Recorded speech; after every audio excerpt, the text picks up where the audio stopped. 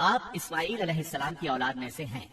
اسماعیل علیہ السلام کی خاطر جب اللہ تعالیٰ نے زمزم کا کنواں جاری کیا تو قبائل جرہم اور ایاد کے خانہ بدوش عرب سیدہ ہاجرہ کی اجازت سے وہاں آ کر رہائش پذیر ہوئے۔ کعبے کے متولی اسماعیل علیہ السلام اور ان کی اولاد رہی۔ ایک عرصے کے بعد بنو جرہم اور سیدنا اسماعیل کی اولاد میں کعبے کی تولیت کے سلسلے میں جھگڑا ہوا تو کعبے کی خدمت اور تولیت اولاد اسماعیل اور بنو جرہم میں تقسیم ہو گئی، اور جب بنو خزاعہ نے لڑ کر مکے پر قبضہ کیا تو ایک مدت تک کعبے کی تولیت بھی ان کے پاس رہی، لیکن بنو اسماعیل بہرحال مکے ہی میں رہے۔ ان کے ایک فرد کلاب نے شمالی عرب میں قبیلہ خزاعہ میں شادی کی، اس سے قصی پیدا ہوئے۔ وہ جوان ہو کر اپنے قبیلے میں واپس آ گئے۔ خسر کی وفات کے بعد قصی نے اپنے ننہال کی مدد سے بنو خزاعہ کو مجبور کیا کہ وہ شہر چھوڑ کر مضافات میں جا بسا۔ بنو خزاعہ کے سردار نے کعبے کے قیمتی چڑھاووں کو زمزم کے کنویں میں ڈال کر اس کو پاٹ دیا اور کنواں غائب ہو گیا۔ پھر قصی کو بہت بڑا اقتدار حاصل ہوا، اس کی اولاد پھلی پھولی اور اسے قوم کا بہت بڑا سردار تسلیم کیا گیا۔ قصی نے مکے میں ایک شہری مملکت کا آغاز کیا، وہاں دارالندوہ یعنی پارلیمنٹ اور ٹیکس کے نئے محکمے قائم کیے، لیکن وفات کے وقت حکومت اپنے بچوں میں تقسیم کر دی۔ کسی کو کعبے کی رکھوالی سونپی، کسی کو چابی دی، کسی کو فوج کی قیادت تو کسی کو ٹیکس کا حساب کتاب سونپا۔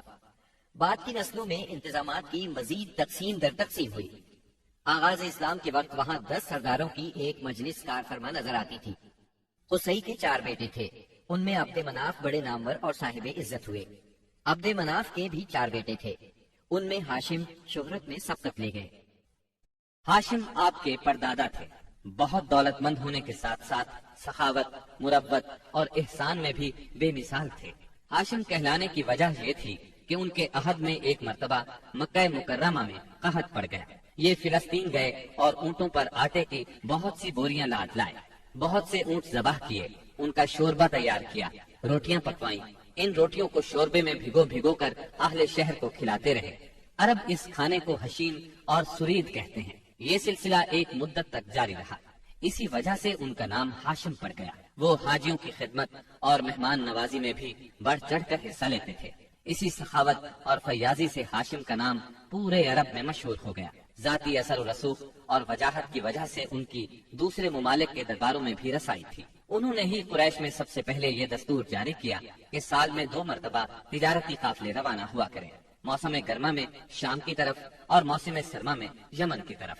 چنانچہ اسی دستور کے مطابق دونوں موسموں میں قافلے روانہ ہوتے تھے۔ سورۃ القریش میں اللہ تعالیٰ نے قریش کو یہی انعام یاد دلایا ہے، کیونکہ قریش اللہ کی رحمت سے موسم سرما و گرما کے عادی ہو گئے۔ ان کی سمجھ میں یہ بات آ گئی کہ اس نعمت کے شکریہ میں اللہ کی عبادت کرنا چاہیے جو اس گھر کا مالک ہے، اور اس نے انہیں بھوک میں کھانا دیا اور خوف سے امن بخشا۔ نجاشی شاہ حبش ہاشم کی بے حد خاطر مدارت کرتا اور تحفے تحائف بھی پیش کرتا۔ قیصر روم بھی ان سے بہت مہربانی سے پیش آتا تھا۔ ہاشم نے یمن اور روم کی حکومت سے قریش کے تجارتی قافلے کی حفاظت کا حکم حاصل کیا، اور یہ ان کے اعلیٰ تدبر کا نتیجہ تھا کہ تمام راستے قریش کے تجارتی قافلوں کے لیے محفوظ ہو گئے۔ اس طرح مکہ مکرمہ بین الاقوامی تجارت کا مرکز بن گیا۔ اس سے خانہ کعبہ کی زیارت اور فریضہ حج عام ہو گئے، اور مکی زبان بھی ملک کے چاروں طرف سمجھی جانے لگی۔ ان قریشی قافلوں اور سالانہ میلوں کی وجہ سے جزیرہ نمائے عرب میں ایک معاشی مرکز پیدا ہو گیا۔ ان سالانہ میلوں میں قریش کو سرمایہ دارانہ تجارت اور قافلوں کی حفاظت کے سلسلے میں بہت اہمیت حاصل تھی۔ اس طرح مکہ مکرمہ تجارتی مرکز بنا، جس نے سیاسی مرکزیت کا راستہ کھولا جو اسلام کا کارنامہ بننے والا تھا۔ 197 عیسوی کے چند ماہ بعد ہاشم کی بیوی سلمہ بنت عمر کے ہاں مدینہ منورہ میں شیبہ یعنی عبد المطلب پیدا ہوئے۔ بچے کے سر میں کچھ بال سفید تھے، اس لیے ان کا نام شیبہ رکھا گیا۔ شیبہ کا مطلب ہے بوڑھا۔ ہاشم کی وفات کے بعد ذمہ داریاں ان کے بھائی مطلب نے سنبھال لی تھی، گویا مطلب شیبہ کا چچا تھا۔ اس کی وفات کے بعد شیبہ نے رفادہ اور سقایا کی ذمہ داریاں خوبی سے سنبھالی۔ انہوں نے یمن اور حبشہ کے درباروں میں اپنی قوم کی نمائندگی بھی کی۔ ان کی ملکیت میں ایک قدرتی چشمہ بھی تھا۔ ایک دن خواب میں انہیں اشارہ ملا کہ فلاں جگہ کھود کر غائب شدہ زمزم کا کنواں برآمد کریں۔ کھودتے وقت اس سے انہیں دفن شدہ خزانہ بھی ملا جو کعبے کے چڑھاووں پر مشتمل تھا۔ عبد المطلب کو زمزم کی ملکیت کے لیے بہت دشواریاں پیش آئیں، مگر اہل شہر امن پسند تھے۔ انہوں نے طے کیا کہ کسی غیر جانبدار حاکم سے اس کا فیصلہ کرا لیا جائے۔ عبد المطلب نے یہ بات مان لی، لیکن پریشان بھی تھے، اس لیے منت مانی کہ اگر اللہ نے مجھے 10 بیٹے دیے اور وہ بلوغت کو پہنچے تو میں ان میں سے ایک کو کعبے میں جا کر اللہ کے لیے قربان کر دوں گا۔ جب 10واں بیٹا بھی بلوغت کو پہنچ گیا تو عبد المطلب کو منت یاد آئی۔ انہوں نے بیٹوں کے درمیان قرعہ ڈالا تاکہ جس کا نام نکلے اسے قربان کر دیں۔ قرعہ نبی اکرم صلی اللہ علیہ وسلم کے والد عبداللہ کے نام نکلا۔ عبد المطلب کا ارادہ دیکھ کر رشتہ داروں اور دوستوں نے دخل اندازی کی اور انہیں مشورہ دیا کہ وہ کسی خاتون عرافہ کے پاس جا کر حل دریافت کریں۔ چنانچہ عبد المطلب ایک عرافہ کے پاس گئے۔ اس نے معاملہ سن کر مشورہ دیا کہ بیٹے اور 10 اونٹوں کے درمیان قرعہ ڈالو، اگر عبداللہ کے نام نکلے تو مزید 10 اونٹ بڑھا دو، اس طرح خون بہا کی مقدار میں اضافہ کرتے جاؤ یہاں تک کہ قرعہ خون بہا پر نکلے۔ انہوں نے قرعہ اندازی شروع کی۔ قرعہ ہر بار عبداللہ کے نام نکلتا رہا۔ یہ 10 اونٹ ہر بار بڑھاتے گئے۔ جب 100 اونٹ پورے ہو گئے تب قرعہ اونٹوں کے نام نکلا۔ عبد المطلب نے 3 بار ایسا کیا تاکہ اطمینان ہو جائے۔ ہر بار 100 اونٹوں ہی کا قرعہ نکلا۔ اب انہیں اطمینان ہو گیا کہ یہی اللہ کو منظور ہے۔ زمزم کے کنویں کی ملکیت حاصل کرنے کے علاوہ عبد المطلب کی زندگی کا دوسرا اہم واقعہ ابرہہ کا بیت اللہ پر حملہ ہے۔ تاریخ میں اس کو واقعہ فیل کے نام سے یاد کیا جاتا ہے۔ ابرہہ ایک عیسائی سردار تھا۔ شاہ حبشہ نجاشی کی طرف سے یمن کا حاکم تھا۔ اس نے دیکھا کہ اہل عرب حج کے لیے مکہ مکرمہ جاتے ہیں اور خانہ کعبہ کا طواف کرتے ہیں، تو اس نے عیسائی مذہب کے نام پر یمن کے شہر صنعاء میں ایک عالیشان گرجا بنوایا۔ عرب میں اس گرجا کی خبر مشہور ہو گئی۔ قبیلہ کنانہ کا ایک آدمی وہاں گیا اور گرجا میں گندگی پھیلا کر بھاگ آیا۔ ابرہہ نے غصے میں آ کر قسم کھائی کہ کعبے کو ڈھا کر دم لے گا۔ چنانچہ وہ ایک لشکر جرار لے کر مکہ مکرمہ کی طرف روانہ ہوا۔ راستے میں عرب کے جس قبیلے نے بھی مزاحمت کی، ابرہہ نے اسے تہہ دیکھ کر ڈالا، یہاں تک کہ وہ مکہ معظمہ کے قریب پہنچ گیا۔ وہاں کے لوگوں کو اپنے ارادے سے خبردار کرنے کے لیے اس نے اہل مکہ کے جانور پکڑ لیے۔ ان جانوروں میں عبد المطلب کے 200 اونٹ بھی تھے۔ عبد المطلب کو ابرہہ کی چڑھائی کی خبر ملی تو وہ خانہ کعبہ کی دیواروں سے لپٹ گئے اور رو پڑے۔ اللہ سے اپنے گھر کی حفاظت کی دعا کی۔ قریش کے چند سرداروں کو لے کر ابرہہ سے ملنے کے لیے گئے اور اس سے اپنے اونٹوں کی واپسی کا مطالبہ کیا۔ ابرہہ ان کی بات سن کر حیران ہوا اور بولا، تم نے اپنے اونٹوں کی واپسی کی تو بات کی، کعبے کے متعلق ایک لفظ بھی نہیں کہا۔ میں تو یہاں کعبے کو ڈھانے کے لیے آیا ہوں۔ عبد المطلب نے جواب دیا، اونٹ میری ملکیت ہے، اس لیے ان کی رہائی کے لیے چلا آیا۔ کعبے کا مالک اللہ ہے جو اپنے گھر کو بچانے کی پوری طاقت رکھتا ہے۔ ابرہہ نے ان اونٹوں کی واپسی کا حکم دے دیا۔ یہ اپنے اونٹ لے کر مکہ معظمہ واپس آ گئے۔ 60-70 ہزار کا لشکر تھا اور اس میں 9 یا 13 ہاتھی تھے۔ اس لشکر نے آخر مکے پر چڑھائی کی۔ لشکر مکے کے نزدیک پہنچا تو محمود نامی ہاتھی نے مکے میں داخل ہونے سے انکار کر دیا اور وہیں بیٹھ گیا۔ ایسے میں اچانک باہر کلزم کی طرف سے پرندوں کا ٹڈی دل نظر آیا۔ ان کے پنجوں اور چونچوں میں کنکریاں تھیں۔ جن سپاہیوں پر وہ کنکریاں پڑتی ان کے اعضاء کٹنا شروع ہو جاتے۔ ان کنکریوں کے گرنے سے ابرہہ کی فوج اور ہاتھیوں کا جو حشر ہوا وہ بلا شبہ تاریخ عالم کا ایک نہایت حیرت ناک باب ہے۔ خود ابرہہ مشکل سے گرتا پڑتا صنعاء تک پہنچا اور نہایت دردناک عذاب میں گرفتار ہو کر یمن میں مرا۔ عربوں کے ہاں اس سال کو عام الفیل کہتے ہیں۔ ایک مدت تک یہی تقویمی سال شمار ہوتا رہا۔ قرآن کریم میں یہ واقعہ سورہ فیل میں بیان ہوا۔ کیا تم نے نہیں دیکھا تمہارے پروردگار نے ہاتھی والوں کے ساتھ کیا سلوک کیا؟ کیا اس نے ان کی تدبیر کو اکارت نہیں کر دیا اور ان پر پرندوں کے جھنڈ بھیج دیے جو ان پر پکی ہوئی مٹی کے پتھر پھینک رہے تھے؟ پھر ان کا یہ حال کر دیا جیسے جانوروں کا کھایا ہوا بھوسا۔ واقعہ فیل کے 50-55 دن بعد عبد المطلب کعبے کا طواف کر رہے تھے کہ انہیں پوتے کی ولادت کی خوشخبری ملی۔ 75 سالہ دادا بہت خوش ہوئے۔ نبی کریم صلی اللہ علیہ وسلم ان کے پیارے فرزند جناب عبداللہ کی یادگار تھے، جن کی زندگی 100 اونٹوں کی قربانی دے کر بچائی گئی تھی، لیکن پھر اچانک وہ فوت ہو گئے۔ ان کی وفات سے بوڑھے باپ کو جو صدمہ پہنچا تھا، پوتے کی ولادت سے ایک حد تک وہ کم ہو گیا۔ عبداللہ کی والدہ یعنی نبی صلی اللہ علیہ وسلم کی دادی کا نام فاطمہ بنت عمر تھا۔ عبداللہ کے 2 سگے بھائی زبیر اور ابو طالب تھے۔ بی بی آمنہ سے نکاح کے بعد عبداللہ نے رواج کے مطابق 3 دن تک سسرال میں قیام کیا۔ اس کے بعد تجارت کی غرض سے شام چلے گئے۔ واپسی پر یثرب یعنی مدینہ منورہ میں ٹھہرے تاکہ اپنے والد کے حکم کے مطابق کھجوروں کا سودا کریں۔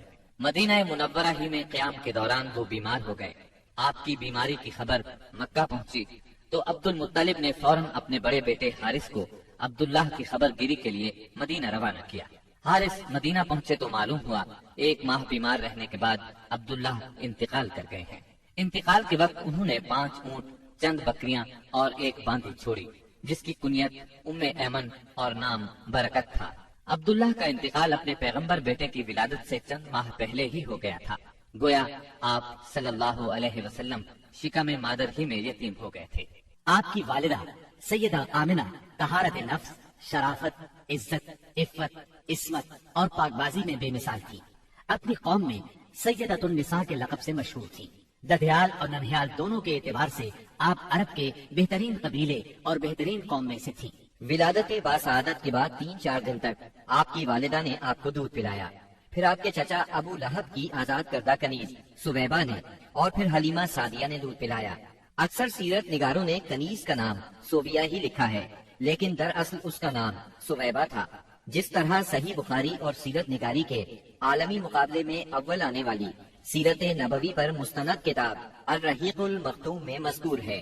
دودھ پلانے کی ذمہ داری ماہ ربیع الاول 52 قبل ہجری یعنی اپریل 571 عیسوی میں سونپی گئی۔ اس زمانے میں عرب میں یہ دستور تھا، جو آج کے دور میں بھی باقی ہے، کہ نوزائیدہ بچوں کو دودھ پلانے کے لیے شرفاء ابتدا ہی سے دیہات میں بھیج دیا کرتے تھے، تاکہ دیہات کی صاف ستھری اور کھلی آب و ہوا میں ان کی پرورش ہو سکے، زبان اہل عرب جیسی فصیح ہو جائے اور اہل عرب کی دیگر خصوصیات اوائل عمر ہی سے بچوں میں راسخ ہو جائیں۔ اس دستور کے مطابق سال میں 2 مرتبہ بنی سعد کی عورتیں شیرخوار بچوں کی تلاش میں آیا کرتی تھیں۔ چنانچہ آپ کی پیدائش کے 8 دن بعد انہی عورتوں کے ساتھ حلیمہ سعدیہ بھی تشریف لائیں۔ دوسری عورتوں کو تو مکہ مکرمہ کے کھاتے پیتے گھرانوں کے بچے دودھ پلانے کے لیے مل گئے، لیکن حلیمہ سعدیہ خالی ہاتھ رہ گئیں۔ نبی کریم صلی اللہ علیہ وسلم چونکہ یتیم تھے، اس لیے انعام و اکرام کی امید کم تھی، اس لیے کسی عورت نے ان کے گھر کی طرف توجہ نہ کی۔ آخر جب روانگی کا وقت آیا تو حلیمہ کو خالی ہاتھ جانا بہت ناگوار گزرا، اور اللہ تعالیٰ کی طرف سے ان کا دل اس یتیم بچے کی طرف کھنچنے لگا۔ چنانچہ انہوں نے اپنے شوہر حارث سے جا کر کہا، اللہ کی قسم مجھے یہ اچھا نہیں لگتا کہ میری ساری سہیلیاں تو بچے لے کر جائیں اور میں اکیلی کوئی بچہ لیے بغیر جاؤں، میں جا کر اس یتیم بچے ہی کو لے لیتی ہوں۔ شوہر نے یہ سن کر کہا، کوئی حرج نہیں، ممکن ہے اللہ ہمارے لیے اسی میں برکت عطا کر دے۔ اس کے بعد انہوں نے جا کر بچے کو لے لیا۔ قافلہ روانہ ہوا، سب سوار ہو کر چل پڑے۔ حلیمہ سعدیہ بھی آپ کو لے کر چلی۔ حلیمہ کی اونٹنی دبلی پتلی، دیکھنے میں مریل اور چلنے میں سب سے سست رفتار تھی، لیکن جو ہی حلیمہ سعدیہ آپ کو لے کر اس پر سوار ہوئی، یکایک وہ برق رفتار ہو گئی۔ باقی عورتوں نے اس منظر کو حیرت سے دیکھا کہ حلیمہ سعدیہ کی مریل اونٹنی ان کی طاقتور اور تیز رفتار اونٹنیوں سے آگے نکلی جا رہی تھی، اور پھر وہ ان سب کو پیچھے چھوڑ گئی۔ یہ تبدیلی دوسری عورتوں کے لیے کسی معجزے سے کم نہیں تھی۔ حلیمہ کے والد ابو زبیب کا نام عبداللہ بن حارث تھا، وہ نبی صلی اللہ علیہ وسلم کے رضائی نانا ہوئے۔ حلیمہ کے شوہر کا نام حارث بن عبد العزا تھا، یہ دونوں ہی قبیلہ سعد بنی بکر بن حوازن سے تعلق رکھتے تھے۔ اسی طرح حارث کے بچے آپ کے رضائی بھائی بہن ہوئے۔ جب تک آپ صلی اللہ علیہ وسلم حلیمہ سعدیہ کے گھر رہے، ان کا گھر برکتوں سے مالا مال رہا۔ حلیمہ بیان کرتی ہیں کہ وہ جب آئی تھیں تو قحط سالی کا دور تھا۔ ان کے پاس ایک گدھی تھی جو اس قدر دبلی پتلی اور مریل تھی کہ پورے قافلے میں سب سے سست اور مریل چال چلتی تھی۔ ایک اونٹنی بھی تھی، مگر وہ قطرہ دودھ کا نہیں دیتی تھی۔ حلیمہ کا اپنا بچہ بھوک سے بے قرار ہو کر بلکتا رہتا تھا، خود سوتا نہ ماں باپ کو سونے دیتا، مگر جب وہ آپ کو لے کر اپنے گھر آئیں اور آپ کو گود میں لیا تو سینہ دودھ سے بھر گیا، یہاں تک کہ آپ نے پیٹ بھر کر دودھ پیا، اور آپ صلی اللہ علیہ وسلم کے ساتھ حلیمہ کے بیٹے نے بھی خوب دودھ پیا۔ پھر دونوں آرام کی نیند سو گئے۔ اس رات حلیمہ کا بچہ بالکل نہ رویا۔ ادھر شوہر اونٹنی کے پاس گیا تو کیا دیکھتا ہے، تھن سے دودھ ابلا چاہتا ہے، چنانچہ وہ دودھ دوہنے لگا۔ اس نے اس قدر دودھ دوہا کہ گھر کے سب برتن بھر گئے۔ دونوں نے خوب دودھ پیا اور آرام کی نیند سو گئے۔ حلیمہ سعدیہ کا گھرانہ سب سے زیادہ قحط زدہ تھا، لیکن مکے سے واپسی کے بعد ان کی یہ حالت ہوئی کہ جب بکریاں چر کر گھر واپس آئیں تو ان کی کوکھیں نکلی ہوئی تھی اور تھن دودھ سے لبریز تھے۔ اب گھر والے خوب دودھ پینے لگے۔ जबकि कहत की वजह से दूसरे घरानों को दूध बिल्कुल नहीं मिलता था। यूं इस घराने को मुसलसल खैर और बरकत नसीब हुई।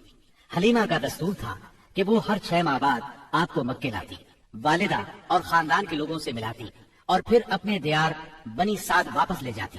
जब मुद्दत रज़ात पूरी हो गई तो दूध छुड़ाकर आपकी वालिदा के पास लाई। अब तक वो आपकी वजह से खैर और बरकत देख चुकी थी, इस वजह से चाहती थी कि आपको अभी उनके पास ही रहने दिया जाए। चुनांचे उन्होंने आपकी वालिदा से कहा, क्यों ना आप बच्चे को अभी मेरे पास ही रहने दें ताकि ये और मजबूत हो जाए। मुझे मक्के की वबा से डर लगता है। वालिदा इस पर राजी हो गईं और हलीमा आपको लेकर खुश खुश अपने घर आ गईं। इस तरह आप करीबन 2 बरस तक वहीं रहे। फिर आपके सीनाए मुबारक को चाक करने का वाकया पेश आया। इस वाकये से खौफजदा होकर हलीमा और उनके शौहर ने आपको आपकी वालिदा आमिना के हवाले कर दिया। अनस बिन मालिक रजी अल्लाह अन्हु बयान करते हैं, आप बच्चों के साथ खेल रहे थे कि जिब्रील अलैहिस्सलाम तशरीफ लाए। आपको लिटाकर सीना चाक कर दिया, फिर आपका दिल निकाला और उसमें से एक लोथड़ा निकाल कर फरमाया, ये तुमसे शैतान का हिस्सा है। फिर दिल को सोने के तश्त में जमजम के पानी से धोया और वापस सीना मुबारक में रख दिया। उधर बच्चे दौड़कर हलीमा सादिया के पास आए और कहने लगे, मुहम्मद को कत्ल कर दिया गया। वो लोग फौरन आपके पास पहुँचे, देखा कि रंग उतरा हुआ है। सैयदना अनस का बयान है कि मैं नबी अकरम सल्लल्लाहु अलैहि वसल्लम के सीने पर सिलाई का निशान देखा करता था। इस वाक़े के बाद आपको मक्के पहुंचा दिया गया और आपने अपनी माँ के साया मोहब्बत में अपने खानदान के अंदर कोई 2 बरस गुजारे। फिर वालिदा, दादा और उम्मे ऐमन के साथ मदीना मुनव्वरा का सफर किया, जहाँ आपके वालिद की कब्र भी थी और दादा का ननिहाल भी था। आप मदीने में 1 माह रहकर वापस हुए तो रास्ते में आपकी वालिदा बीमार हो गईं और मकामे अबवा पहुंचकर इंतकाल कर गईं। इन्ना लिल्लाहि व इन्ना इलैहि राजिऊन। उन्हें वहीं दफन किया गया। अब बूढ़े अब्दुल मुत्तलिब आपको लिए मक्के पहुंचे। उनके दिल पर आपकी वालिदा की वफात की वजह से गहरा असर था। आपके लिए उनके दिल में ऐसी मोहब्बत पैदा हुई कि खुद उनके अपने बेटों के लिए वैसी मोहब्बत न थी। वो आपकी बहुत कदर करते, अपनी औलाद से बढ़कर चाहते, खूब इकराम करते, अपने लिए तैयार कराए गए खास फर्श पर उन्हें बिठाते, इस फर्श पर किसी और को न बैठने देते, पीठ पर हाथ फेरते, आपकी नक्लो हरकत देखकर खुश होते। उन्हें यकीन था कि मुस्तकबिल में आपकी निराली शान होने वाली है। लेकिन अभी आपकी उम्र 8 बरस 2 महीने की हुई थी कि अब्दुल मुत्तलिब भी इंतकाल कर गए।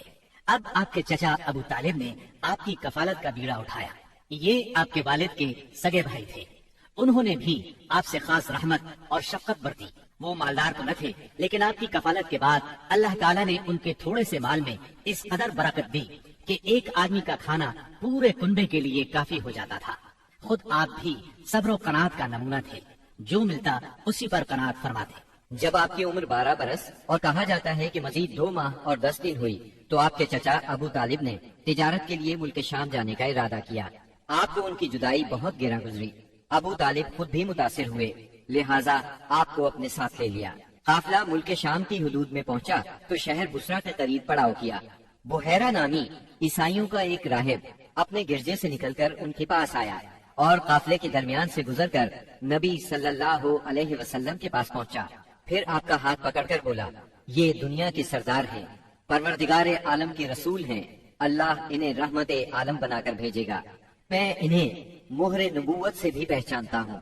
ये कंधे के नीचे नर्म हड्डी के पास सेब की तरह है और हम इसका जिक्र अपनी किताबों में भी पाते हैं। फिर उसने काफिले की दावत की और अबू तालिब से कहा, इन्हें यहाँ से वापस भेज दें, मुल्क शाम न ले जाएं, क्योंकि इन्हें यहूदियों से खतरा है। इस पर अबू तालिब ने गुलामों के हमराह आपको मक्के भेज दिया। जब आपकी उम्र 15 बरस हुई तो ज़िकात के महीने में उकास के बाजार में एक लड़ाई हुई। इस लड़ाई में एक तरफ कुरैश के कबाइल थे और दूसरी तरफ कैस और ऐलान के कबाइल थे। दोनों में घमसान का रन पड़ा।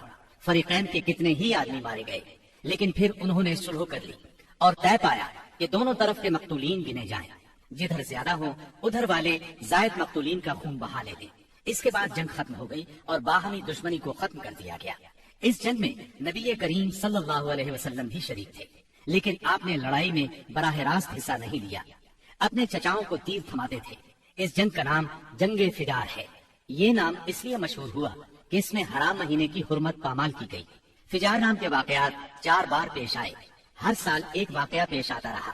جنگ فجار والا واقعہ آخری تھا۔ اس سے پہلے کے 3 واقعات میں ہلکے پھلکے جھگڑے ہوئے، شدید لڑائی صرف اسی چوتھے واقعے میں ہوئی۔ اس جنگ کے بعد ذیقعد ہی کے مہینے میں 5 قبائل کے درمیان ایک عہد نامہ طے پایا۔ اس عہد نامے کو حلف الفضول کہا جاتا ہے۔ ان قبائل کے نام یہ ہیں: بنو ہاشم، بنو مطلب، بنو اسد، بنی عبد العزا، بنو زہرہ اور بنو تیم۔ اس کی وجہ یہ ہوئی کہ یمن کا ایک آدمی اپنا سامان تجارت لے کر مکے آیا۔ عاص بن وائل نے اس سے وہ مال خرید لیا، لیکن قیمت ادا نہ کی۔ اس نے بنو عبد الدار، بنو مخزوم، بنو سہم اور بنو عدی سے فریاد کی، لیکن انہوں نے کوئی توجہ نہ دی۔ چنانچہ اس نے ابو قبیس کے پہاڑ پر چڑھ کر چند اشعار پڑھے، جن میں اپنی مظلومیت کا نقشہ کھینچا اور آواز لگائی کہ کوئی تو اس کا حق دلانے کے لیے اس کی مدد کرے۔ اس پر زبیر بن عبد المطلب نے دوڑ دھوپ کی، لہٰذا اس قبیلے کے افراد بنو تیم کے سردار عبداللہ بن جدعان کے گھر میں جمع ہوئے اور آپس میں عہد و پیمان کیا کہ مکے میں جو بھی مظلوم نظر آئے، خواہ مکے کا رہنے والا ہو یا کسی اور جگہ کا، یہ سب اس کی حمایت میں اٹھ کھڑے ہوں گے۔ انہوں نے عاص بن وائل سے بھی اس کا حق لے کر اس کے حوالے کیا۔ اس عہد و پیمان میں آپ بھی اپنے چچاؤں کے ساتھ تھے۔ نبوت سے سرفراز ہونے کے بعد آپ فرمایا کرتے تھے، میں عبداللہ بن جدعان کے مکان پر ایک ایسے معاہدے میں شریک ہوا کہ مجھے اس کے بدلے سرخ اونٹ بھی پسند نہیں، اور اگر میں اس کے لیے اسلام کے دور میں بلایا جاتا تو ضرور جاتا۔ نبی اکرم صلی اللہ علیہ وسلم یتیم پیدا ہوئے اور اپنے دادا پھر چچا کی کفالت میں رہے۔ والد سے وراثت میں جو کچھ ملا تھا اس سے کچھ نہیں ہو سکتا تھا۔ چنانچہ جو ہی آپ ہلکے پھلکے کام کرنے کے لائق ہوئے، اپنے رضائی بھائیوں کے ساتھ دیار بنی سعد میں بکریاں چرانے لگے۔ پھر جب مکہ معظمہ آئے تو وہاں بھی چند قیرات کے عوض اہل مکہ کی بکریاں چرائیں۔ قیرات 1 دینار کا 20واں یا 24واں حصہ ہوتا ہے، جس کی قیمت اس زمانے میں بمشکل 80-90 روپے سمجھ لیں۔ کم عمری میں بکریاں چرانا انبیاء کی سنت ہے۔ ایک بار عہد نبوت میں آپ نے فرمایا، کوئی بھی نبی نہیں گزرا مگر اس نے بکریاں ضرور چرائیں۔ پھر جب آپ جوان ہو گئے تو تجارت شروع کی۔ بعض روایات کی روح سے آپ صائب بن ابی صائب کے ساتھ مل کر تجارت کرتے تھے۔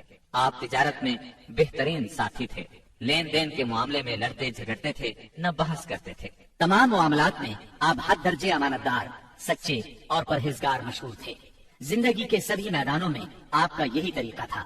اسی بنا پر آپ کا لقب ہی امین مشہور ہو گیا تھا۔ ان تمام وجوہات کی بنا پر آپ کی شہرت سن کر سیدہ خدیجہ نے آپ کو تجارت کے لیے اپنے مال کی پیشکش کی۔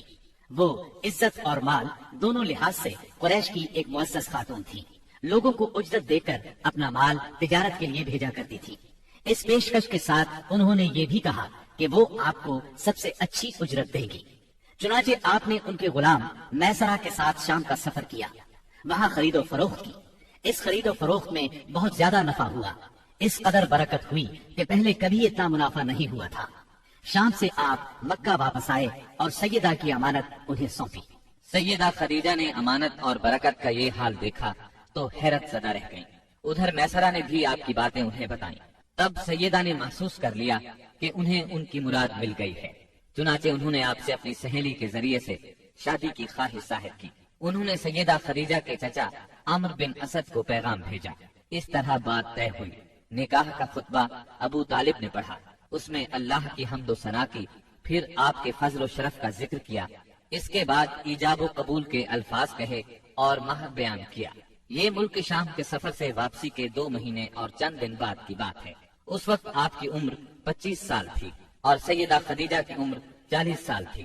سیدہ خدیجہ کی شادی پہلے عتیق بن عائز مخزومی سے ہوئی تھی۔ وہ انتقال کر گیا تو ابو حالہ تیمی سے ہوئی، اس سے ایک بچہ بھی ہوا، مگر پھر ابو حالہ بھی فوت ہو گیا۔ اس کے بعد بڑے بڑے سرداران قریش نے شادی کا پیغام دیا، مگر سیدہ خدیجہ راضی نہ ہوئی، یہاں تک کہ اللہ تعالیٰ نے انہیں آپ کی طرف مائل کر دیا، اور اس طرح سیدہ کو آپ صلی اللہ علیہ وسلم کی زوجیت کا شرف حاصل ہوا۔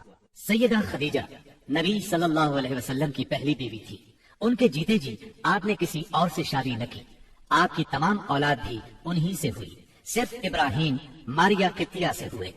آپ کی اولاد کے نام یہ ہیں: پہلے قاسم پیدا ہوئے، پھر زینب، پھر رقیہ، پھر ام کلثوم، پھر فاطمہ، پھر عبداللہ۔ بعض مورخوں نے تعداد اولاد اور اولاد کی ترتیب اس سے مختلف بھی لکھی ہے۔ آپ صلی اللہ علیہ وسلم کے تمام لڑکے بچپن میں فوت ہو گئے، البتہ تمام بچیوں نے عہد نبوت کو پایا، اسلام لائی اور ہجرت بھی کی، اور سب کی سب آپ کی زندگی ہی میں انتقال کر گئی۔ صرف سیدہ فاطمہ آپ کے 6 ماہ بعد فوت ہوئی۔ آپ کی عمر کا 35واں سال تھا کہ ایک زوردار سیلاب آیا، اس سے خانہ کعبہ کی دیواریں پھٹ گئیں۔ ایک بار پہلے آگ بھی لگی تھی، اس لیے آگ کی وجہ سے دیواریں کمزور ہو چکی تھیں۔ اب قریش نے فیصلہ کیا کہ خانہ کعبہ کی نئے سرے سے تعمیر کی جائے۔ اس موقع پر انہوں نے فیصلہ کیا کہ اس تعمیر میں صرف حلال مال ہی خرچ کریں گے، چنانچہ رنڈی کی اجرت، سود کی دولت اور کسی کا ناحق لیا ہوا مال اس میں استعمال نہیں کریں گے۔ انہیں خانہ کعبہ گراتے ہوئے ڈر بھی لگ رہا تھا کہ کہیں اللہ کا عذاب نہ ٹوٹ پڑے۔ آخر کار ولید بن مغیرہ نے یہ کہہ کر ڈھانا شروع کر دیا کہ اللہ مصلحین کو ہلاک نہیں کرتا۔ جب لوگوں نے دیکھا کہ اسے کچھ نہیں ہوا تو وہ بھی اس کام میں شریک ہو گئے اور سیدنا ابراہیم علیہ السلام والی بنیاد تک خانہ کعبہ گرا ڈالا۔ اس کے بعد تعمیر شروع کی۔ تعمیر کے لیے ہر قبیلے کا الگ الگ حصہ مقرر تھا۔ معززین اپنے کاندھوں پر پتھر لاتے اور ڈھیر لگاتے۔ نبی کریم صلی اللہ علیہ وسلم اور آپ کے چچا عباس بھی پتھر ڈھو رہے تھے۔ تعمیر کا کام باقوم نامی ایک رومی معمار کر رہا تھا۔ مال چونکہ اس قدر جمع نہ ہو سکا تھا کہ سیدنا ابراہیم علیہ السلام والی بنیادوں پر تعمیر مکمل کی جا سکتی، اس لیے شمال کی طرف سے قریباً 6 ہاتھ چھوڑ کر اس پر ایک چھوٹی سی دیوار اٹھا دی گئی تاکہ علامت باقی رہے کہ یہ بھی خانہ کعبہ کا حصہ ہے۔ اس کو ہجر اور حتیم کہتے ہیں۔ جب دیوار حجر اسود تک اٹھ گئی تو ہر سردار نے چاہا حجر اسود کو اس کی جگہ رکھنے کا شرف اسے حاصل ہو۔ اس پر سخت جھگڑا اٹھ کھڑا ہوا جو 4-5 روز تک جاری رہا۔ کسی طرح فیصلہ نہ ہو پایا کہ حجر اسود کون رکھے گا، اور قریب تھا کہ حرم میں خون ریزی ہو جائے، لیکن ابو امیہ کی ایک تجویز سب نے منظور کر لی۔ ابو امیہ سب سے زیادہ عمر رسیدہ تھا۔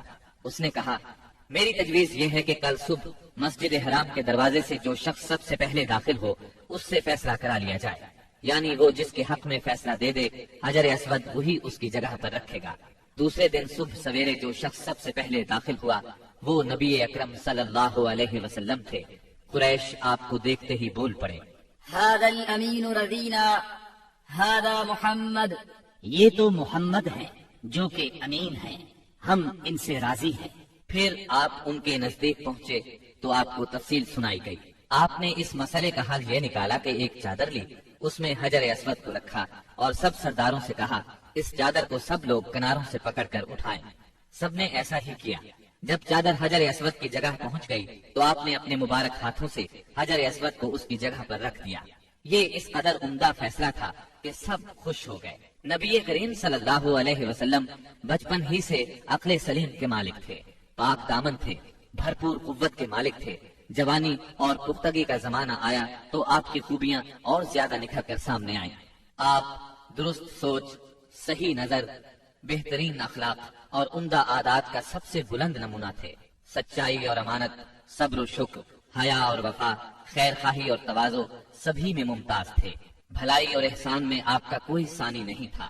ابو طالب نے کیا خوب کہا ہے، ابیض یستسقى الغمام بوجهه ثمار الیتامى عصمۃ للآمر، وہ گورے مکھڑے والا جس کی برکت سے ابر رحمت برستا ہے، وہ یتیموں کا سہارا اور بیواؤں کا نگہبان ہے۔ آپ بہت صلہ رحمی کرنے والے تھے، لوگوں کا بوجھ اپنے سر لیتے تھے۔ کنگال کی ایسی مدد فرماتے کہ مالدار ہو جاتا یا روزگار سے لگ جاتا، مہمان کی مہمانی کرتے اور مصیبت کے مارے ہوں سے تعاون فرماتے۔ اللہ تعالیٰ نے آپ کی حفاظت اور نگہبانی کا خاص انتظام فرمایا تھا، اور قوم کے اندر پھیلی ہوئی خرافات اور برائیوں کے خلاف آپ کے دل میں نفرت ڈالتی تھی۔ چنانچہ آپ بتوں کی عید پر حاضر ہوتے، نہ شرک کے میلوں میں جاتے، اور نہ آپ آستانوں یا غیر اللہ کے نام پر ذبح کیا ہوا جانور کھاتے، نہ بتوں ہی کو چھوتے اور نہ ان سے تقرب حاصل کرتے تھے۔ لات اور عزا کی قسم تو سننا بھی گوارا نہ فرماتے۔ شراب نوشی اور کھیل کود کی مجلسوں سے آپ انتہائی دور تھے۔ ایسی کسی مجلس میں آپ نے کبھی شرکت نہ فرمائی، جبکہ یہی مجلس جوانوں کی تفریح اور دوستوں سے ملاقات کے مقامات تھی۔ اللہ نے آپ کو خلوت پسندی عطا فرمائی تھی۔ عربوں کی جہالت اور گناہ آلود زندگی نے آپ کو افسردہ اور غمگین بنا دیا تھا۔ آپ اپنے اطراف میں پھیلی ہوئی انسانی اجتماعی زندگی کا مشاہدہ فرماتے تو آپ کو یہ محسوس کر کے دکھ ہوتا کہ ایک اللہ کی عبادت کا تصور دینے والے دین کو وہ لوگ بالکل بھول چکے تھے، اس دین کو جو ان کے جد امجد سیدنا ابراہیم علیہ السلام کا دین تھا اسے بالکل فراموش کر چکے تھے۔ وہ اپنے ہاتھوں سے کعبے کی تعمیر نو بڑے احترام سے کرتے تھے، لیکن خانہ کعبہ میں بت رکھ کر ان کی پوجا کرتے تھے۔ یہ شرک نہیں تو اور کیا ہے؟ منافقت، اور کہتے کس کو ہیں؟ جوا، شراب نوشی، بت پرستی اور بے حیائی معاشرے کا جز بن چکی ہے۔ اللہ تعالیٰ کی وحدانیت کا تصور تو پایا جاتا ہے، مگر اس تصور کو بت پرستی کے ذوق اور شوق نے بہت دھندلا کر دیا ہے۔ بتوں کی شکل میں اپنے معبود گھڑ لیے ہیں۔ ہر قبیلے اور ہر خاندان کا ایک پسندیدہ بت ہے، اور کعبے میں 360 بت رکھے ہوئے ہیں۔ بت پرستی کے شوق کا یہ عالم ہے کہ قریش سفر میں جاتے ہیں تو ستو کے بت بنا لیتے ہیں، اور جب ضرورت پڑتی ہے تو اپنے معبودوں کو گھول کر پی لیتے ہیں۔ قریش کے معاشرے اور عرب کے ماحول میں عورت بیچاری کی حالت اس قدر پست، ذلیل اور ردی ہے کہ وہ اونٹوں، بکریوں اور غلے کی طرح تجارت کی چیز بن چکی ہے۔ شادیوں پر کوئی پابندی، کوئی روک نہیں۔ ایک مرد جتنی عورتوں سے چاہے شادی کر سکتا ہے، اور دوسری طرف عورت بھی جتنے مردوں کو پسند کرے ان سے تعلق پیدا کر سکتی ہے۔ چوری چھپے آشنائی سے لے کر کھلی بے حیائی تک ہر برائی کی جاتی ہے۔ پستی اور گراوٹ کی انتہا ہے کہ منقولہ اور موروثی جائیداد کی طرح باپ کی بیویاں بھی بیٹے کو ورثے میں ملتی ہیں، اور وہ اپنی حقیقی ماں کے سوا اپنی ستیلی ماؤں سے شادی کرنے میں کسی قسم کی آر محسوس نہیں کرتا۔ اس بے حیائی کے ساتھ عربوں میں ایک شدید مجرمانہ قسم کی غیرت بھی پائی جاتی ہے، وہ یہ کہ ہماری لڑکیاں کسی کو بیاہ ہی نہ جائیں، کوئی مرد ہمارا داماد نہ بنے۔ سنگ دلی کی حد تک اس غیر فطری غیرت کے سبب لڑکیاں زندہ دفن کی جاتی ہیں، اور اس انتہا درجے کی بے رحمی پر الٹا فخر کیا جاتا ہے۔ آقا کو غلاموں کی موت اور زندگی پر پورا مالکانہ اختیار حاصل ہے۔ ملک میں کوئی مرکزیت نہیں پائی جاتی، ہر قبیلہ اپنے ایک سردار کے ماتحت خود مختار بنا بیٹھا ہے۔ اس چیز نے قبائل کو شدید قسم کی رقابتوں میں مبتلا کر دیا ہے۔ ذرا ذرا سی بات پر تلواریں نیام سے باہر آ جاتی ہیں، اور بڑی خوفناک جنگیں ہوتی ہیں جن کا سلسلہ کئی پشتوں تک جاری رہتا ہے۔ آنے والی نسلیں اپنے اسلاف اور آباؤ اجداد کے خون کا انتقام لیتی ہیں۔ گھڑ دوڑ میں گھوڑا دوڑانے پر جھگڑا، کھیتوں میں بکریاں چرانے پر لڑائی، اور چشموں سے پانی بھرنے پر خونریزی کرتے ہیں۔ اپنے دشمنوں کو قتل کر کے ان کی کھوپڑیوں میں شراب پیتے ہیں۔ عرب قوم جاہل ہے، لکھنا پڑھنا نہیں جانتی، مگر انہیں اپنی شاعری اور زباندانی پر اتنا گھمنڈ اور غرور ہے کہ ساری دنیا کو اپنی فصاحت اور شاعری کے مقابلے میں گنگا خیال کرتے ہیں۔ توہم پرستی انتہا کو پہنچی ہوئی ہے، ذرا ذرا سی بات پر فال نکالتے ہیں، پاسے پھینکتے ہیں۔ ہر طرف کہانت کا زور ہے، کاہنوں سے اپنی تقدیر اور مستقبل کے بارے میں پوچھتے ہیں۔ عرب کے باشندے اس آدمی کو قابل عزت اور شریف سمجھتے ہیں جس کے پاس بہت زیادہ اونٹ، بکریاں اور کھجور کے باغات ہوں، بہت سی دولت ہو، غلام ہو، کنیزیں ہوں۔ نیکی، پرہیزگاری اور شرافت کا تصور ہی ان کے ذہنوں سے نکل چکا ہے۔ یہی وہ دور ہے جس کو دور جہالت کہا جاتا ہے۔ عرب کے معاشرے کی برائیوں نے ان کی فطری صلاحیتوں کو دبا دیا ہے، مثلاً شجاعت، حریت، عہد کی پابندی، مہمان نوازی، جفاکشی، فصاحت اور زباندانی، خود اعتمادی اور کسی کی مدد کے بغیر اپنی حفاظت خود کرنے کا جذبہ۔ ان تمام خوبیوں سے عرب آشنا ہیں، لیکن ان کی یہ خصوصیات صحیح رہنمائی نہ ہونے کی وجہ سے غلط راہوں پر پڑ گئی تھی اور ان کا بیجا استعمال ہو رہا تھا۔ ملک میں بعض ایسے قبائل بھی پائے جاتے تھے جو خانہ بدوش تھے۔ جہاں پانی کا چشمہ، سبزہ اور کھجوروں کے جھنڈ نظر آئے وہیں ڈیرے ڈال دیے، اور جب یہاں سے جی اکتا گیا تو اپنا مختصر سا سامان اونٹوں پر لاد کر وہاں سے چل دیے۔ یہ تھے عرب کے افسوسناک حالات، لیکن یہ یہاں تک محدود نہیں تھے۔ اس زمانے میں دنیا کے گوشے گوشے میں ایسی ہی پستی پائی جاتی تھی۔ کہیں آگ کی پوجا ہوتی تھی، کہیں محبت اور نفرت کے دیوتاؤں کے آگے سر جھکائے جاتے تھے۔ غرض اللہ تعالیٰ کے سوا اس کی ساری مخلوق کی عبادت ہو رہی تھی۔ حد یہ ہے کہ سانپ، درخت اور بندر تک معبود بنے ہوئے تھے۔ پتھر، جانور، چاند، سورج اور ستارے، یہاں تک کہ زمین پر رینگنے والے کیڑوں تک کی پرستش نے ساری دنیا کو شرک کا گڑھ بنا دیا تھا۔ ہر طرف جہالت کا اندھیرا اور شرک و کفر کی تاریکیاں چھائی ہوئی تھیں۔ ان سب میں صراط مستقیم گم ہو کر رہ گیا تھا۔ اہل عرب کی حالت زار پر کڑنے کے علاوہ آپ اپنی خلوت و تنہائی میں زندگی اور کائنات کے رازوں پر بھی غور و فکر کیا کرتے تھے اور سوچا کرتے تھے کہ زندگی کیا ہے، کائنات کیا ہے، یہ چاند، سورج، ستارے کیوں کر بنے، کائنات کیوں تخلیق کی گئی، کس نے کی، زندگی کا ظہور کب ہوا، کیسے ہوا؟ یہ وہ دن تھے جب آپ تنہائی میں غور و فکر کی ضرورت کے ساتھ ساتھ عبادت کو بھی لازمی سمجھتے تھے۔ عبادت آپ کی روح کی ضرورت تھی، لہٰذا آپ رمضان بھر غار حرا میں قیام فرماتے، آنے جانے والے مسکینوں کو کھانا کھلاتے اور بقیہ اوقات اللہ تعالیٰ کی عبادت میں گزار دیتے۔ غار حرا مکہ مکرمہ کے مشرق میں خانہ کعبہ سے کوئی 3 میل دور جبل النور کی چوٹی پر واقع ہے۔ خلوت اور گوشہ تنہائی کی تلاش میں آپ غار حرا پہنچے۔ یہ چونکہ کعبہ کے سامنے تھا اور وہاں کامل تنہائی اور یکسوئی تھی، اسی لیے آپ کو بہت پسند آیا۔ رمضان کا مہینہ اور پیر کا دن تھا۔ آپ غار حرا کے اندر ذکر الہی اور عبادت میں مشغول تھے کہ یکایک جبریل علیہ السلام نازل ہوئے اور آپ کو وحی اور نبوت سے نوازا۔ سیدہ عائشہ رضی اللہ عنہا فرماتی ہیں، رسول اللہ صلی اللہ علیہ وسلم پر وحی کا آغاز نیند میں اچھے خواب سے ہوا۔ آپ جو خواب دیکھتے وہ سفیدہ سحر کی طرح نمودار ہوتا۔ پھر آپ کو تنہائی پسند آنے لگی، چنانچہ آپ غار حرا میں خلوت فرمانے لگے اور کئی رات گھر آئے بغیر عبادت کرتے اور اس عرصے کے لیے توشہ بھی ساتھ لے جاتے۔ پھر سیدہ خدیجہ رضی اللہ عنہا کے پاس تشریف لاتے اور اتنی مدت کے لیے پھر توشہ لے جاتے، یہاں تک کہ آپ غار حرا میں تھے کہ آپ کے پاس حق آ گیا، یعنی فرشتہ آپ کے پاس آیا اور کہا اقرا، یعنی پڑھیے۔ آپ نے فرمایا میں پڑھنا نہیں جانتا۔ رسول اللہ صلی اللہ علیہ وسلم فرماتے ہیں کہ اس پر اس نے مجھے پکڑ لیا اور اس زور سے دبوچا کہ مجھے چور کر ڈالا اور پھر مجھے چھوڑ کر کہا اقرا، یعنی پڑھیے۔ میں نے پھر کہا میں پڑھنا نہیں جانتا۔ اس نے پھر مجھے پکڑ کر دبوچا اور چور کر ڈالا، پھر چھوڑ کر کہا اقرا، پڑھیے۔ میں نے پھر کہا میں پڑھا ہوا نہیں ہوں۔ اب اس نے تیسری بار دبوچا اور کہا اقرأ باسم ربك الذي خلق خلق الإنسان من علق اقرأ وربك الأكرم الذي علم بالقلم علم الإنسان ما لم يعلم۔ پڑھ اپنے اس پروردگار کے نام سے جس نے پیدا کیا، انسان کو لوتھڑے سے پیدا کیا۔ پڑھ تیرا رب بڑا کریم ہے جس نے قلم کے ذریعے سے علم دیا، انسان کو وہ بات سکھائی جسے وہ جانتا نہ تھا۔ اب آپ نے یہ آیات پڑھ دی، پھر آپ ان آیات کو لے کر واپس آئے۔ آپ کا دل کانپ رہا تھا۔ آپ نے سیدہ خدیجہ رضی اللہ عنہا کے پاس پہنچ کر فرمایا مجھے چادر اڑا دو، مجھے چادر اڑا دو۔ انہوں نے چادر اڑا دی، یہاں تک کہ دہشت جاتی رہی۔ پھر آپ نے سیدہ خدیجہ کو واقعہ سنایا اور فرمایا مجھے اپنی جان کا خوف ہے۔ انہوں نے کہا اللہ کی قسم ایسا ہرگز نہیں ہو سکتا، اللہ آپ کو کبھی رسوا نہیں کرے گا۔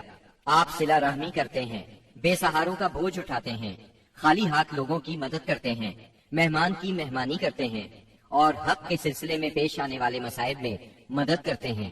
اس کے بعد سیدہ خدیجہ آپ کو اپنے چچا زاد بھائی ورقہ بن نوفل کے پاس لے گئی۔ یہ جاہلیت کے دور میں عیسائی ہو گئے تھے، عبرانی لکھنا پڑھنا جانتے تھے اور عبرانی میں انجیل لکھتے تھے۔ اس وقت بوڑھے اور نابینا ہو چکے تھے۔ سیدہ خدیجہ رضی اللہ عنہا نے ان سے کہا بھائی جان آپ اپنے بھتیجے کی بات سنیں۔ ورقہ بن نوفل نے کہا بھتیجے کہو تم کیا کہتے ہو؟ آپ نے جو کچھ دیکھا تھا بیان کر دیا۔ اس پر ورقہ بولے یہ تو وہی فرشتہ ہے جو موسیٰ علیہ السلام پر نازل ہوا تھا، کاش میں اس وقت زندہ ہوتا جب آپ کی قوم آپ کو نکال دے گی۔ آپ نے حیران ہو کر فرمایا میری قوم مجھے نکال دے گی؟ ورقہ بن نوفل بولے ہاں کوئی ایسا آدمی نہیں جو تم جیسا پیغام لایا ہو اور اس سے دشمنی نہ کی گئی ہو، اور اگر میں اس وقت تک زندہ رہا تو تمہاری زبردست مدد کروں گا۔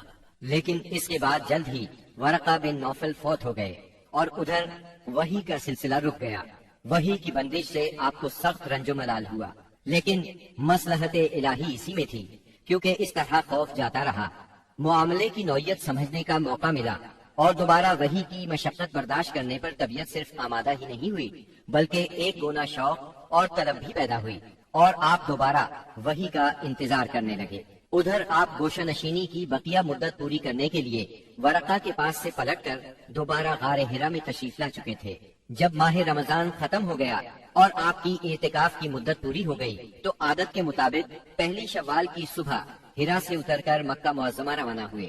نبی کریم صلی اللہ علیہ وسلم ارشاد فرماتے ہیں میں پہاڑ سے اتر کر میدان میں پہنچا تو مجھے پکارا گیا، میں نے دائیں دیکھا کچھ دکھائی نہ دیا، بائیں دیکھا تو بھی کچھ دکھائی نہ دیا، سامنے دیکھا تو بھی کچھ دکھائی نہ دیا، پھر پیچھے دیکھا تو وہاں بھی کچھ نظر نہ آیا۔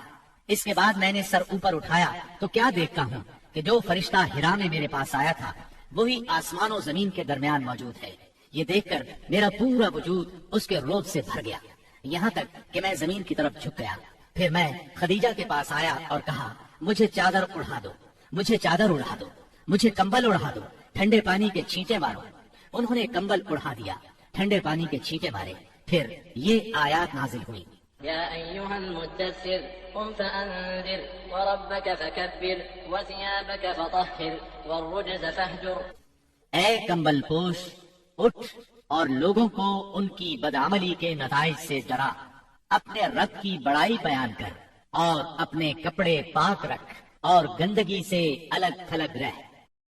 بعثت نبوی کے ابتدائی 3 برسوں میں آپ چپکے تبلیغ کرتے رہے۔ اس دوران میں سیدنا ارقم رضی اللہ عنہ کا گھر اسلامی تحریک کا مرکز بنا۔ یہ گھر کوہ صفا کے دامن میں واقع تھا۔ نمازیں گھروں کے اندر اور پہاڑوں کی گھاٹیوں میں پڑھی جاتی رہیں۔ اس تبلیغ کے ذریعے سے چراغ جلتا رہا۔ آپ نے سب سے پہلے ان لوگوں کو تبلیغ فرمائی جن کے آپ کے ساتھ تعلقات تھے۔ آپ کو اپنے ان قریبی ساتھیوں کی طرف سے مایوسی کا سامنا نہیں کرنا پڑا۔ عورتوں میں آپ کی زوجہ سیدہ خدیجہ رضی اللہ عنہا، غلاموں میں زید بن حارثہ رضی اللہ عنہ، مردوں میں سیدنا ابو بکر صدیق رضی اللہ عنہ اور لڑکوں میں سیدنا علی رضی اللہ عنہ نے سب سے پہلے اسلام قبول کیا۔ خفیہ دعوت و تبلیغ کا یہ سلسلہ قریباً 3 سال تک جاری رہا۔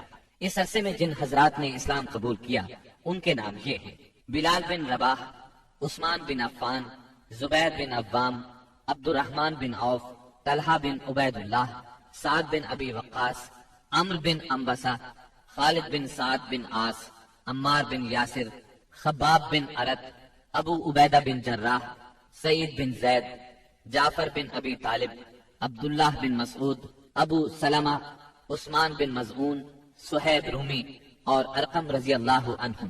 مجموعی طور پر قریباً 40 افراد نے اسلام قبول کیا۔ ان حضرات کو السابقون الاولون کہا گیا۔ اس خاموش تبلیغ کے نتیجے میں 40 افراد نے اسلام قبول کیا۔ اس طرح اسلام کی بنیاد مضبوط ہو گئی۔ تب اللہ کا حکم آیا، اے کمبل لپیٹ کر لیٹنے والے، اٹھو اور خبردار کرو، اپنے رب کی بڑائی کا اعلان کرو۔ یہ سورہ مدثر کی پہلی 2 آیات کا ترجمہ ہے۔ ان میں نبی صلی اللہ علیہ وسلم کو اس عظیم اور جلیل کام کے لیے اٹھنے اور نیند کی چادر پوشی اور بستر کی گرمی سے نکل کر جہاد، کوشش اور مشقت کے میدان میں آنے کے لیے کہا گیا۔ يا أيها المدثر قم فأنذر۔ اے چادر پوش، اٹھ اور ڈرا۔ گویا کہا جا رہا ہے جسے اپنے لیے جینا ہے وہ تو راحت کی زندگی گزار سکتا ہے، لیکن آپ جو اس زبردست بوجھ کو اٹھا رہے ہیں تو آپ کو نیند سے کیا تعلق، آپ کو راحت سے کیا سروکار، آپ کو گرم بستر سے کیا مطلب، پرسکون زندگی سے کیا نسبت، راحت بخش ساز و سامان سے کیا واسطہ۔ آپ اٹھ جائیے اس عظیم کام کے لیے جو آپ کا منتظر ہے، اس بھاری بوجھ کے لیے جو آپ کے لیے تیار ہے۔ اٹھ جائیے جد و جہد اور مشقت کے لیے، تکان اور محنت کے لیے اٹھ جائیے کہ اب نیند اور راحت کا وقت گزر چکا۔ اب آج سے مسلسل بیداری ہے، طویل اور مشقت سے لبریز جہاد ہے۔ اٹھ جائیے اس کام کے لیے مستعد اور تیار ہو جائیے۔ یہ بڑا عظیم اور پرہیبت حکم ہے۔ اس نے نبی صلی اللہ علیہ وسلم کو پرسکون گھر، گرم آغوش اور نرم بستر سے کھینچ کر تند طوفانوں اور تیز جھکڑوں کے درمیان انتہائی گہرے سمندر میں لا کھڑا کیا، لوگوں کے ضمیر اور زندگی کے حقائق کی کشاکشی کے درمیان پہنچا دیا۔ پھر رسول اللہ صلی اللہ علیہ وسلم اٹھ گئے اور قریباً 20 سال تک اٹھے رہے۔ آپ نے اپنا چین، سکون اور آرام چھوڑ دیا۔ زندگی اپنے لیے نہ رہی، اہل و عیال کی نہ رہی۔ آپ اٹھے تو پھر اٹھے ہی رہے۔ کام اللہ کی طرف دعوت دینا تھا۔ آپ نے یہ کمر توڑ بار گراں اپنے کندھوں پر کسی دباؤ کے بغیر اٹھا لیا۔ یہ بوجھ تھا، اس روئے زمین پر امانت کبریٰ کا بوجھ، ساری انسانیت کا بوجھ، سارے عقیدے کا بوجھ، میدانوں میں جہاد اور دفاع کا بوجھ۔ آپ نے 20 سال سے زیادہ عرصے تک مسلسل اور ہمہ گیر مارکا آرائی میں زندگی بسر کی، اور اس پورے عرصے میں جب سے آپ نے وہ آسمانی ندا، اللہ کی آواز سنی اور یہ بھاری ذمہ داری پائی، آپ کو کوئی ایک حالت کسی دوسری حالت سے غافل نہ کر سکی۔ اللہ آپ کو ہماری طرف سے اور ساری انسانیت کی طرف سے بہترین اجر عطا فرمائے، آمین۔ پھر اللہ تعالی نے آپ کو حکم دیا، فاصدع بما تؤمر وأعرض عن المشركين. اے نبی، جس بات کا آپ کو حکم دیا گیا ہے اس کا صاف صاف اعلان کر دیجئے اور مشرکین سے رخ پھیر لیجئے۔ پھر مزید حکم ہوا،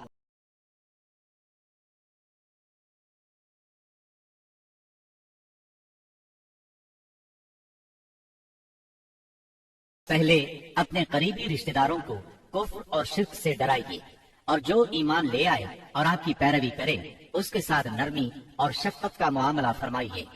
جب آپ کو عام دعوت دینے کا حکم دیا گیا اور یہ ہدایت نازل ہوئی کہ آپ اپنے قریب ترین عزیزوں کو سب سے پہلے اللہ کے عذاب سے ڈرائیں، تو آپ نے صبح سویرے کوہ صفا پر چڑھ کر بلند آواز سے پکارا، یا صباحا۔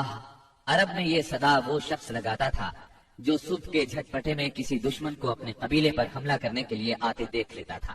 آپ کی یہ آواز سن کر لوگوں نے پوچھا، یہ کون پکار رہا ہے؟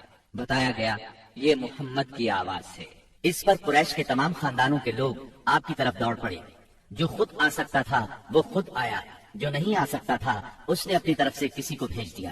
جب سب لوگ جمع ہو گئے تو آپ نے قریش کے ایک ایک خاندان کا نام لے لے کر پکارا، اے بنی ہاشم، اے بنی عبد المطلب، اے بنی فہر، اگر میں تمہیں یہ بتاؤں کہ اس پہاڑ کے پیچھے ایک لشکر تم پر حملہ کرنے کے لیے تیار ہے تو کیا تم میری بات کو سچ مانو گے؟ کیونکہ میں ایسی جگہ کھڑا ہوں جہاں سے میں ادھر بھی دیکھ رہا ہوں اور ادھر بھی۔ سب نے یک زبان ہو کر کہا، ہم آپ کی بات فوراً مان لیں گے، ہم نے کبھی آپ کو جھوٹا نہیں پایا، ہم نے ہمیشہ آپ کو سچا ہی پایا ہے۔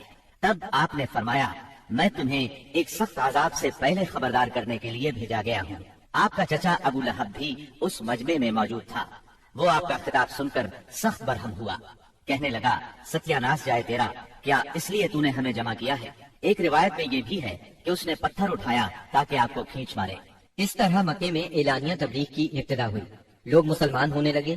مسلمان ہونے والوں میں زیادہ تر نوجوان لوگ تھے۔ اس طرح ان کے بڑوں کو بہت دکھ ہوا کہ ہماری اجازت اور مرضی کے بغیر یہ کیوں پرانے قومی دین سے پھر گئے۔ ان لوگوں نے اپنے نو عمر رشتہ داروں کو طرح طرح سے اذیتیں دی، مارا پیٹا، بیڑیاں لگا کر قید کیا، چھت کے بغیر کمروں میں بند کیا، تپتی ریت پر ننگے بدن لٹایا، مگر یہ تمام اذیتیں بے اثر رہی۔ ان لوگوں میں آزاد مرد اور عورتیں بھی تھیں، لونڈی اور غلام بھی تھے۔ لونڈیوں اور غلاموں کو ان کے آقاؤں نے شدید تکالیف پہنچائیں۔ اسی طرح موالی بھی تھے، یعنی غیر قبیلوں کے عرب، جو اہل مکہ میں کسی ایک کے ساتھ کسی معاہدے کے ذریعے سے موالی بن گئے تھے، مطلب یہ کہ ان کے حلیف بن گئے تھے۔ ان میں سے ایک سیدنا عمار بن یاسر رضی اللہ عنہ کا خاندان بھی تھا۔ ان کے خاندان کو خاص طور پر ظلم کا نشانہ بنایا گیا۔ سیدنا یاسر رضی اللہ عنہ پر اتنا ظلم ڈھایا گیا کہ وہ شہید ہو گئے۔ سیدہ سمیہ رضی اللہ عنہا جو سیدنا عمار کی والدہ تھی، انہیں ابو جہل نے نیزہ مار کر شہید کر دیا۔ یہ اسلام میں پہلی شہید خاتون ہیں۔ جلد ہی قرآن کریم میں بت پرستی کے خلاف سخت آیات نازل ہوئیں۔ مثلا سورہ انبیاء کی آیت 98 میں ارشاد ہوا، إنكم وما تعبدون من دون الله حصب جهنم أنتم لها واردون۔ بے شک تم اور وہ بت جن کو تم اللہ کے سوا پوجا کرتے ہو سب دوزخ کا ایندھن ہوں گے اور تم سب اس میں داخل ہو کر رہو گے۔ اس پر مشرکین کے ظلم و ستم میں اور شدت آ گئی۔ آپ کی ذات کے خلاف اور اسلام کے حلقے میں داخل ہونے والوں کے خلاف تیزی آ گئی۔ خاص طور پر ابو جہل اور ابو لہب نے انسانیت کی حدود پھلانگ ڈالی۔ علانیہ تبلیغ کے بعد نبی صلی اللہ علیہ وسلم نے حرم میں اس طریقے سے نماز شروع کر دی جو اللہ تعالیٰ نے آپ کو سکھایا تھا، اور یہی وہ چیز تھی جس سے قریش نے پہلی مرتبہ محسوس کیا کہ آپ کسی نئے دین کے دعوے دار ہیں۔ اس پر ابو جہل کی جاہلیت اور بھڑک اٹھی۔ اس نے آپ کو دھمکانا شروع کر دیا، آپ سے سخت لہجے میں کہا، حرم میں اس طریقے سے عبادت نہ کریں۔ پھر ابو جہل نے قریش کے لوگوں سے پوچھا، کیا محمد تمہارے سامنے زمین پر اس طرح اپنا منہ ٹکاتے ہیں؟ ان لوگوں نے کہا ہاں۔ اس پر اس نے کہا، لات اور عزا کی قسم، اگر میں نے اسے اس طرح نماز پڑھتے دیکھ لیا تو میں اس کی گردن پر اپنا پاؤں رکھ دوں گا اور اس کا چہرہ زمین پر رگڑ دوں گا۔ پھر ایسا ہوا کہ اس نے آپ کو نماز پڑھتے دیکھ لیا، وہ فوراً آپ کی طرف لپکا۔ وہ اپنے اعلان کے مطابق آپ کی گردن مبارک پر اپنا ناپاک پاؤں رکھنا چاہتا تھا کہ اسی وقت لوگوں نے اسے گھبرا کر خوف زدہ انداز میں پیچھے ہٹتے دیکھا۔ وہ اپنے منہ کو کسی چیز سے بچانے کی کوشش کر رہا تھا۔ لوگوں نے اس سے پوچھا، تجھے کیا ہوا؟ اس طرح پیچھے کیوں ہٹایا؟ اس نے کہا، میرے اور اس کے درمیان اچانک آگ کی ایک خندق اور کوئی ہولناک چیز تھی اور کچھ پر تھے۔ اس کی یہ بات کسی نے آپ کو بتائی تو آپ نے فرمایا، اگر وہ میرے قریب پھٹکتا تو فرشتے اس کے چیتھڑے اڑا دیتے۔ سیدنا ابن عباس رضی اللہ عنہ سے روایت ہے کہ رسول اللہ صلی اللہ علیہ وسلم مقام ابراہیم پر نماز پڑھ رہے تھے۔ ایسے میں ابو جہل کا ادھر سے گزر ہوا۔ اس نے کہا، اے محمد، کیا ہم نے تمہیں اس سے منع نہیں کیا تھا؟ یہ کہہ کر وہ آپ کو دھمکیاں دینے لگا۔ جواب میں آپ نے بھی اسے سختی سے جھڑک دیا۔ اس پر اس نے کہا، اے محمد، تم کس بل پر مجھے ڈراتے ہو؟ اللہ کی قسم، اس وادی میں میرے حمایتی سب سے زیادہ ہے۔ ایک دن کسی جگہ اونٹ ذبح کیا گیا۔ ابو جہل نے عقبہ بن ابی معیط کو بھیجا کہ جا کر اوجھڑی اٹھا لائے، اور جب آپ سجدے میں جائیں تو اس کو آپ کی پیٹھ پر رکھ دیں۔ اس نے ایسا ہی کیا۔ وہ اس قدر وزنی تھی کہ آپ سجدے سے سر نہ اٹھا سکے۔ سیدہ فاطمہ رضی اللہ عنہا اس وقت بچی تھی۔ انہیں اطلاع ملی تو وہ دوڑی آئیں اور اس غلیظ بوجھ کو آپ کی کمر مبارک سے اتارا۔ سیدنا عمرو بن عاص چشمدید واقعہ بیان کرتے ہیں۔ ایک روز نبی اکرم صلی اللہ علیہ وسلم خانہ کعبہ میں نماز پڑھ رہے تھے۔ عقبہ بن ابی معیط آیا۔ اس نے اپنی چادر کو لپیٹ دے کر آپ کی گردن مبارک میں ڈال دیا اور بل دینے لگا۔ جب اس نے بل پر بل دیے تو آپ کی گردن مبارک بھج گئی۔ آپ اسی طرح اطمینان قلب سے سجدے میں پڑے رہے۔ اتنے میں سیدنا ابو بکر صدیق رضی اللہ عنہ وہاں پہنچ گئے۔ انہوں نے دھکے دے کر عقبہ بن ابی معیط کو ہٹایا اور ان سے فرمایا، أتقتلون رجلا أن يقول ربي الله وقد جاءكم بالبينات؟ کیا تم ایک ایسے شخص کو مارتے ہو اور صرف اس جرم میں کہ وہ کہتا ہے میرا پروردگار اللہ ہے، اور وہ تمہارے پاس روشن دلائل لے کر آیا ہے؟ ان کے ایسا کہنے پر چند شریر سیدنا صدیق اکبر رضی اللہ عنہ پر ٹوٹ پڑے اور انہیں خوب زد و کوب کیا۔ انہی واقعات پر سورہ علق کی آیات 6 تا 19 نازل ہوئی، اور اسی سورت کی پہلی 5 آیات نازل ہونے کے بعد سب سے پہلے اسلام کا اظہار نبی کریم صلی اللہ علیہ وسلم نے نماز ہی سے کیا تھا۔